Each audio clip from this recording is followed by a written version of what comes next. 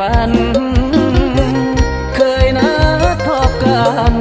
วันนั้นที่คันมะกองไปบุญสวง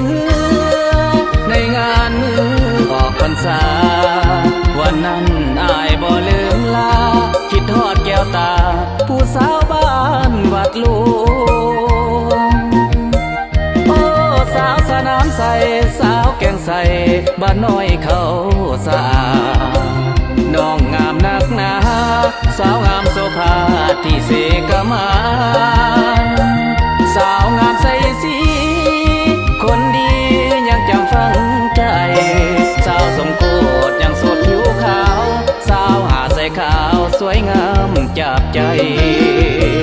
สาวแผ่นดินคำงามคำนับว่าเป็นหนึ่งสวยงามซาบซึ้งดูดึงส่วนให้ลงไหลสาวงามกระเซ็งขอฝากเสียงเพลงมาหาสามใหม่สาวหินลาดคือยอดดวงใจ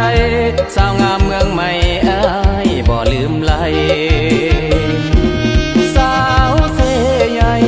คนนั้นอ้ายยังใฝ่หาโอ้ดวงมาลาอยากมาว่อมเฮียงเคียงสอนอ้ายบุญบ่หลา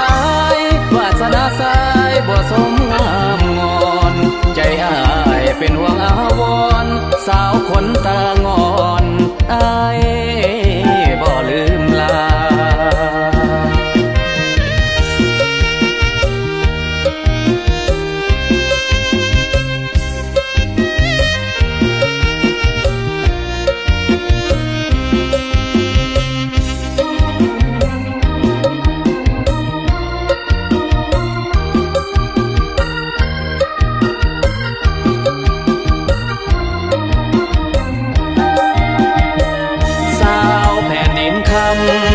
งามคำนับว่า